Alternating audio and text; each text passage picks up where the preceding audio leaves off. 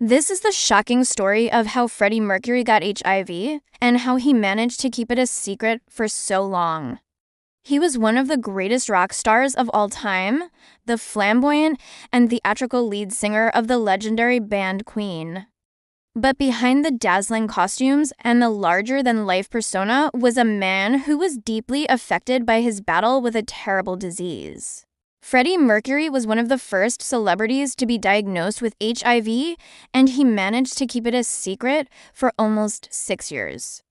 In this video, I'm going to take you back to the very beginning and reveal how he contacted the virus, how he managed to keep it a secret for so long, and what ultimately led to its discovery. It all started in 1987 when Freddie Mercury was at the peak of his career. Queen was one of the most successful bands in the world, and Freddie was adored by millions. But behind the scenes, he was struggling with a personal issue that he kept secret from the world. He had recently been diagnosed with HIV, the virus that causes AIDS. At the time, there was no cure for AIDS, and the news of Freddie's diagnosis sent shockwaves through the music industry. But Freddie was determined to keep his private life private, and he managed to keep his diagnosis a secret for almost 6 years. But how did he manage to keep such a big secret for so long? Well, it's because he was incredibly private about his personal life.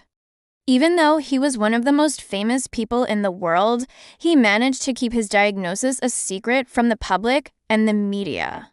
He was incredibly careful about who he told, and he took great lengths to ensure that his privacy was respected. But eventually, the truth came out. In 1991, Freddie Mercury revealed that he had AIDS.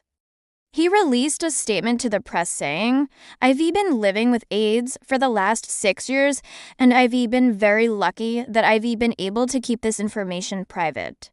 Was it really true that he had the virus? Well, there's no doubt that Freddie Mercury had AIDS. He was diagnosed with the disease in 1987, and he died from complications related to AIDS in 1991. What can we learn from this case? Well, it's important to remember that celebrities are just like us. They have the same problems and issues that we do, including HIV and AIDS. It's also important to remember that everyone's journey with HIV and AIDS is different. Some people may be able to manage their symptoms for many years, while others may not be so fortunate. Thank you for watching this video. If you learned something new or found it interesting, please don't forget to leave a like and subscribe for more informative content. Until next time.